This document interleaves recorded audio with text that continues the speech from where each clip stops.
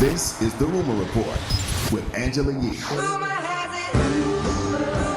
The Breakfast Club. So listen up.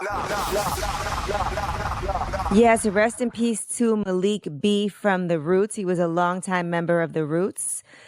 Now, they did confirm that he passed away, and according to Black Thought and Questlove, they said it is with heavy hearts and tearful eyes that we regretfully inform you of the passing of our beloved brother and longtime Roots member Malik Abdul Basit. May he be remembered for his devotion to Islam, his loving brotherhood, and his innovation as one of the most gifted MCs of all time. We ask that you please respect his family and extended family in our time of mourning. Such a great loss. He was only 47 years old, and they have not said what the cause of death was. Wow. Well, Jesus definitely Christ, rest in 47 is mad. 47 is mad young. It is. Especially when you're 42, like I am. So rest in peace to Malik. Right. Again, let's give our condolences to his family and to his friends. All right, Absolutely. Tracy Morgan and his wife, Megan Bolivar, have split. They have filed for divorce. And he gave a statement to TMZ saying, sadly, after nearly 5 years of marriage, Megan and I are filing for divorce. This is a challenging time for all involved. They met back in 2011. Their relationship started with a blind date.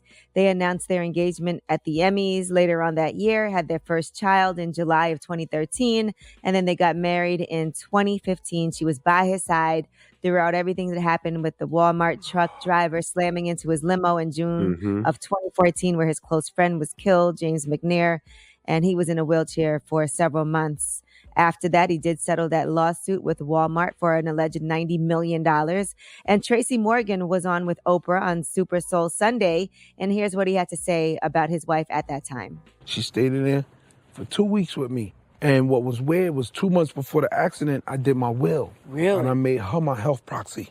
And sure enough, they started asking me questions. And they asked me one question. They said, if you were on life support, who do you want to make that decision? I said, my wife. 2 months later, look what happened. Wow. She told the doctors no a few times. No, you're not putting a hole in my husband's neck. He's an entertainer. The next day, I start breathing on my own. So she's a good girl, strong woman. Strong woman. Yeah, he always credits her for saving his vocal box, that they wanted to take his vocal box out, and she said no. And she made a great decision with that. He always talks about that. Yeah, I How hate much to he hear loves about her. divorce stories, man. You know? But it's a very trying time. That quarantine and that pandemic revealed a lot about people, and it revealed a lot about their relationships. So a lot of people either grew closer during this time or they grew farther apart. So I guess the folks that are getting divorced grew farther apart. All right, and we told you about Dr. Dre and his wife, Nicole Young, getting divorced. Well, they did have a prenup. So I know a lot of people previously were saying that there was no prenup in place, but she's speaking spousal support as well as division of their multi-million-dollar properties. And all that is going to be determined based on the terms of their prenup. We're not sure what that is. But, you know, Dr. Dre has a lot of money, so. Yeah, but he's been married to her for a long time. Like what, 20-something years?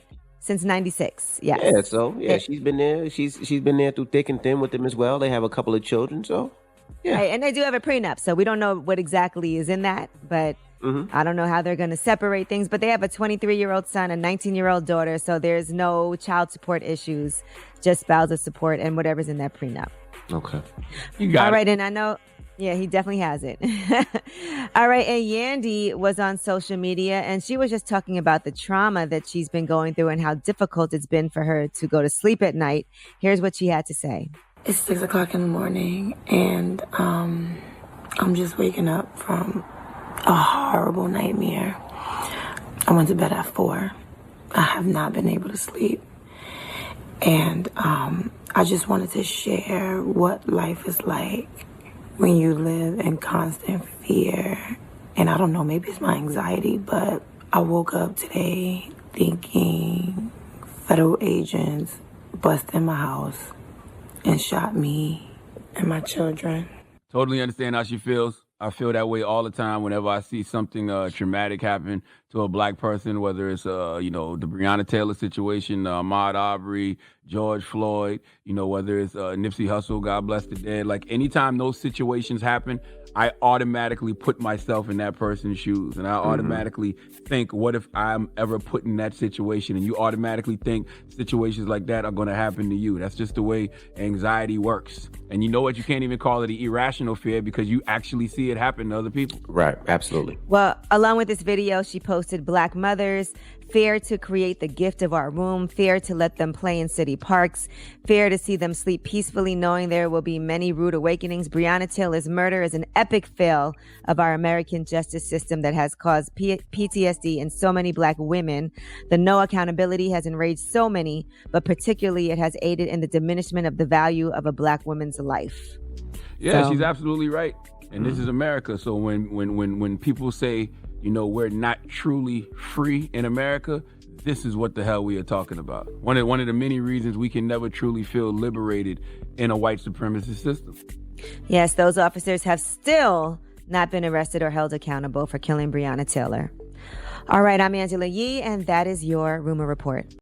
You know who we are. The most dangerous morning show. Put some respect on it. The Breakfast Club.